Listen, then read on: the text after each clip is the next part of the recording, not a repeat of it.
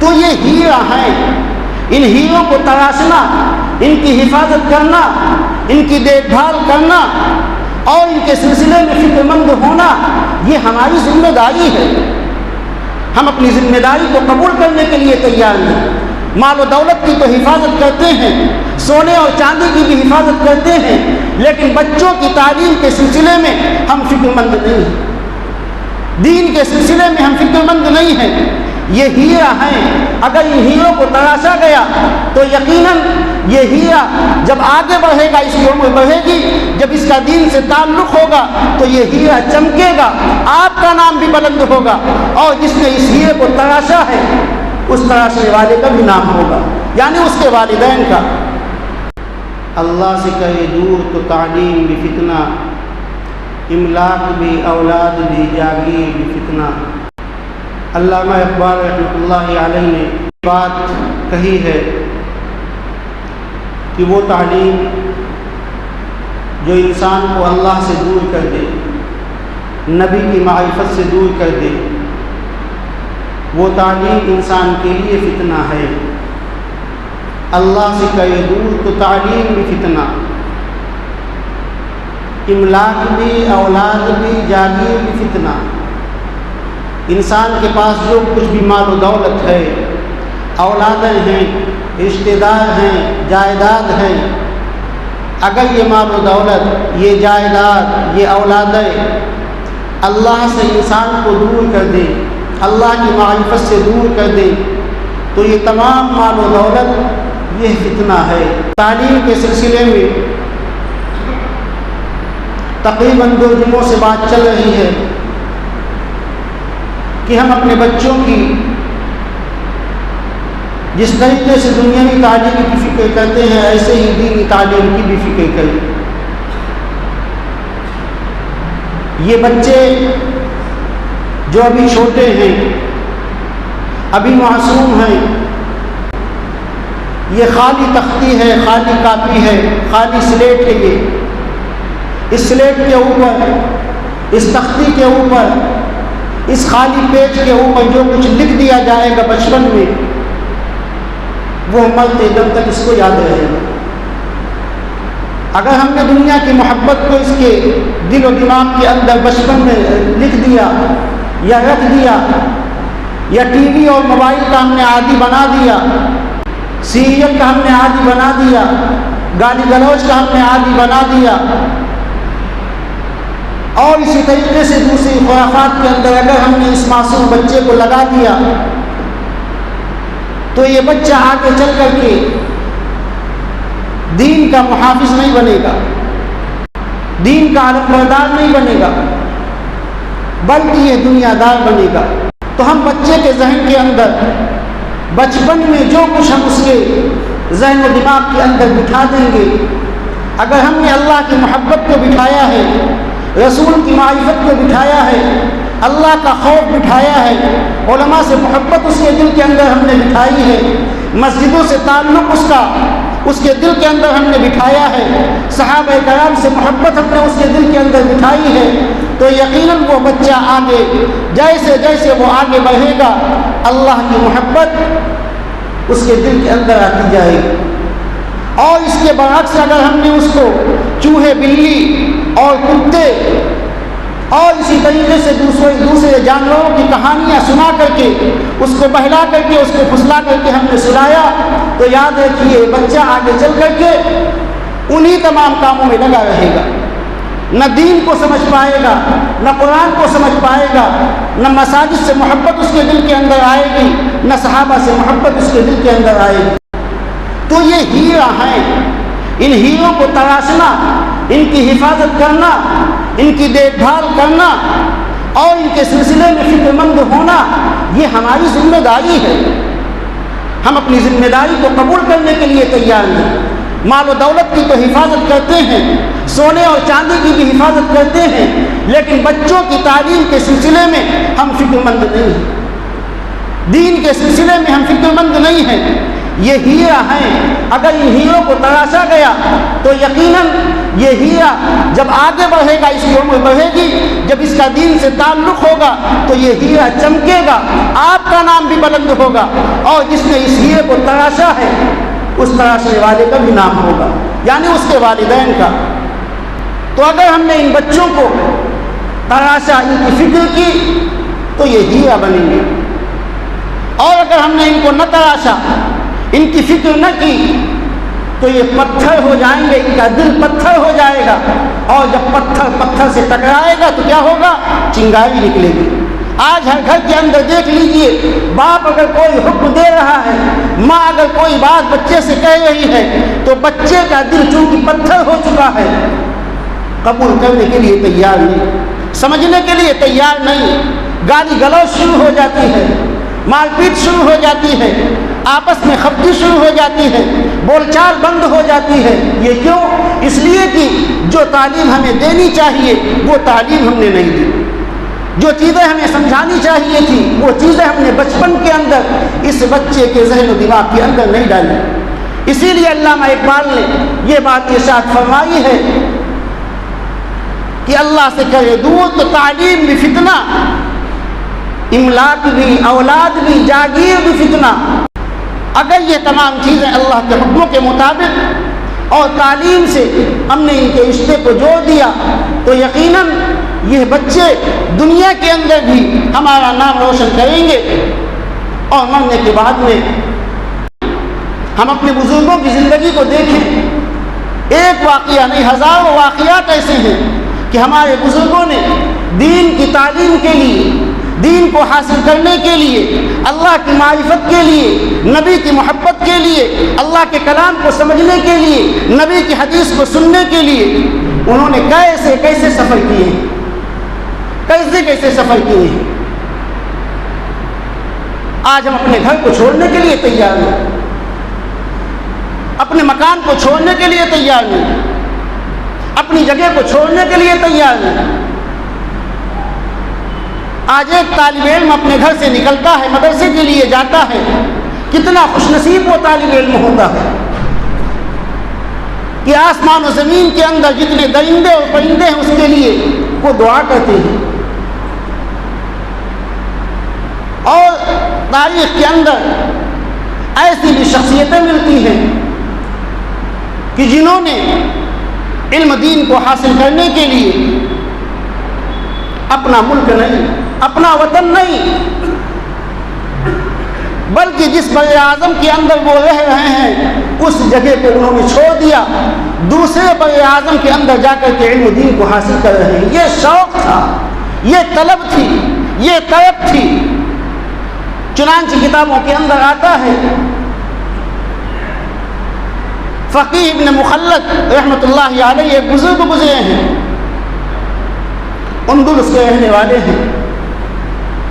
قرطبہ کے رہنے والے ہیں۔ قرطبہ کہاں پر پڑتا ہے؟ یورپ کے اندر۔ ان کو معلوم ہوا کہ بغداد کے اندر ایک ایسا شخص ہے جو اللہ کے بندوں کو رسول اللہ صلی اللہ علیہ وسلم کی حدیثوں کی تعلیم دیتا ہے۔ بغداد کہاں ہے؟ بغداد ایشیا کے اندر ہے، اور وہ ملک جس کو اندلس کہا جاتا ہے وہ یورپ کے اندر ہے۔ وہ شخص وہاں سے چلتا ہے علم دین کو حاصل کرنے کے لیے، نبی کو فرمان کو سننے کے لیے وہاں سے چلتا ہے۔ مہینوں گزر گئے سفر کرتے کرتے، جب بغداد کے اندر داخل ہوتے ہیں تو ان کو خبر ملتی ہے کہ جس شخص سے تم علم حاصل کرنے کے لیے آئے ہو امام ابن احمد ابن حنبل رحمۃ اللہ علیہ ہیں، ان کو بادشاہ وقت نے جیل کے اندر ڈال دیا ہے۔ اب ان کے پاس کوئی راستہ نہیں کہ جس مقصد کے لیے میں نکلا تھا، جس چیز کو میں حاصل کرنے کے لیے نکلا تھا، اب میں اس علم کو کیسے حاصل کروں؟ تڑپ رہے ہیں، بلک رہے ہیں، دوسروں سے پوچھ رہے ہیں۔ مسجد کے اندر جاتے ہیں، بغداد کی جامع مسجد کے اندر یحییٰ ابن معین بیٹھے ہوئے ہیں، حدیث کا درس دے رہے ہیں لوگوں کو، ان سے پوچھتے ہیں کہ یہ بتلاؤ کہ امام احمد ابن حنبل کے معاملے میں تم سے پوچھنا چاہتا ہوں۔ یحییٰ ابن معین نے کہا کہ ان کے بارے میں کوئی بات کہنا، اپنی زبان سے کوئی بات نکالنا، سورج کو چراغ دکھانا ہے۔ خدا کی قسم، امام احمد بن حنبل جیسا متقی اور پرہیزگار اور علم والا آدمی روئے زمین کے اوپر ان کے علاوہ کوئی نہیں ہے۔ جب ان کی زبان سے میں نے یہ الفاظ سنے تو میرے دل کے اندر اور زیادہ تمنا پیدا ہونے لگی، اور زیادہ طلب پیدا ہونے لگی، اور زیادہ طلب پیدا ہونے لگی کہ مجھے تو علم سیکھ کر کے ہی امام احمد بن حنبل سے علم سیکھ کر کے ہی واپس ہونا ہے۔ طلب دیکھیے، فکر دیکھیے، وہ جیل کے اندر بند ہے، قید کر دیا گیا ہے، لیکن بندے کی طرف دیکھیے، کئی دن گزر گئے، کوئی بتانے کے لیے تیار نہیں، کوئی پوچھنے کے لیے تیار نہیں۔ جب کئی دن ہو گئے تو ایک آدمی کو ترس آیا اور لوگوں نے بتایا کہ ان کے گھر نہیں جا سکتے ہو، ان سے علم حاصل نہیں کر سکتے ہو، فوجیوں کا پہرا لگا ہوا ہے چاروں طرف ان کے گھر کے، نہ ان سے مل سکتے ہو نہ ان سے بات کر سکتے ہو۔ تو اس شخص نے کہا، فقیہ ابن مخلد نے کہا کہ ان کے گھر کا مجھے کوئی راستہ بتا دے۔ بادشاہ وقت کا اتنا ڈر، اتنا خوف کہ کوئی ان کو راستہ بتانے کے لیے تیار نہیں۔ ایک آدمی کو کئی دنوں کے بعد میں ان کے اوپر ترس آیا تو اس نے کہا کہ ٹھیک ہے، میں ان کے گھر کا تمہیں راستہ بتا دوں گا، اشارے میں بتاؤں گا، جاؤں گا نہیں ساتھ میں، دور سے بتلا دوں گا، اور ایسے وقت میں بتلاؤں گا جب ان کی فوج سو رہی ہوگی، وہ تہجد کا وقت ہوگا اور امام احمد بن حنبل اپنے گھر کے اندر تہجد کی ادا کر رہے ہوں گے، رات کو آخری پہر میں میرے پاس آنا، میں تم کو ان کے گھر کا پتہ بتلا دوں گا۔ یہ غور سے سنیے، یہ طلب کی بات بتلائی جا رہی ہے کہ ہمارے بزرگوں نے کس طریقے سے علم کو حاصل کیا ہے، اور آج ہم نے اس علم کو شورن بنا لیا ہے۔ کوئی قیمت ہمارے نزدیک اس علم کی نہیں، اس تعلیم کی کوئی اہمیت ہمارے نزدیک نہیں۔ چنانچہ وہ شخص جاتا ہے، اشارہ کر دیا رات کے آخری پہر میں کہ یہ ہے ان کا گھر۔ وہ شخص پہنچتا ہے، دروازہ کھٹکھٹاتا ہے، امام احمد بن حنبل رحمۃ اللہ علیہ آتے ہیں، دروازے کے سوراخ سے دیکھتے ہیں، پوچھتے ہیں کہ من دق الباب، دروازہ کس نے کھٹکھٹایا؟ تو اس شخص نے کہا، فقیہ ابن مخلد نے، کہ ھذا انا رجل غریب الدیار، کہ میں ایک پردیسی آدمی ہوں، میں آپ سے علم سیکھنے کے لیے تڑپ رہا ہوں، میں آپ سے علم کو سیکھنا چاہتا ہوں، میں حدیث رسول صلی اللہ علیہ وسلم کے فرمان کو آپ کی زبان سے سننا چاہتا ہوں۔ حضرت امام احمد بن حنبل نے دروازہ نہیں کھولا، دروازے کے بیچ میں جو سوراخ ہوتے ہیں، دراز ہوتی ہے، ان درازوں سے بات ہو رہی ہے۔ حضرت امام احمد بن حنبل نے کہا کہ میں قید و بند کی صعوبت میں ہوں، میں کیسے تم کو علم سکھا دوں؟ اگر میں نے تم کو علم سکھانے کی کوشش کی تو میری قید کے دن بڑھا دیے جائیں گے، بادشاہ مجھ سے ناراض ہے، قید کے اندر مجھے ڈال دیا گیا ہے، اور کہیں ایسا نہ ہو کہ تم بھی اسی مشقت کے اندر ڈال دیے جاؤ، لہذا اللہ سے دعا کرو کہ اللہ کوئی راستہ نکال دے، میں تم کو علم سکھا دوں گا۔ تو اس شخص نے کہا، اے امام عالی مقام، اللہ تعالیٰ نے علم کو سیکھنے کا میرے دل کے اندر ایک راستہ ڈال دیا ہے۔ قرآن کریم کے اندر اللہ تعالیٰ نے ارشاد فرمایا کہ والذین جاہدوا فینا لنہدینہم سبلنا، کہ جو شخص بھی ہمارے راستے کے لیے کوشش کرتا ہے، محنت کرتا ہے، طلب ہوتی ہے، فکر ہوتی ہے، اللہ اس کے لیے راستے کو کھول دیتے ہیں۔ اے امام احمد بن حنبل، میرے دل کے اندر ایک راستہ آیا ہے، ایک طریقہ آیا ہے، اگر اس طریقے کو اپنانا چاہو تو میں علم کو حاصل کر سکتا ہوں، میں تیار ہوں۔ امام احمد بن حنبل نے کہا کہ وقت کی نزاکت کو سمجھو، ہماری زبانوں کے اوپر تالے ڈال دیے گئے ہیں، ہمارے دروازوں کے اوپر تالے ڈال دیے گئے ہیں، ہم کسی سے مل نہیں سکتے ہیں، کسی سے بات نہیں کر سکتے ہیں۔ اس نے کہا کہ حضرت، میں طلبگار ہوں، میں آپ کو راستہ بتلاتا ہوں، آپ بات نہیں کر سکتے ہیں، آپ لوگوں سے مل نہیں سکتے ہیں، لیکن شاید آپ کو اتنی اجازت ہوگی، بادشاہ کی طرف سے کہ اگر کوئی فقیر آئے تو اس کو بھیک دے دینا، اس کی اجازت ہے نہیں ہے آپ کو؟ حضرت امام احمد بن حنبل نے کہا کہ ہاں اس کی اجازت ہے مجھے۔ تو اس نے کہا کہ ٹھیک ہے، میں بھکاری بن کر کے آؤں گا۔ چنانچہ وہ شخص گیا، اور پہلے زمانے میں سرائے چلتی تھی غریبوں کے لیے، جس طریقے سے رین بسیرا آج کے زمانے میں چلتا ہے،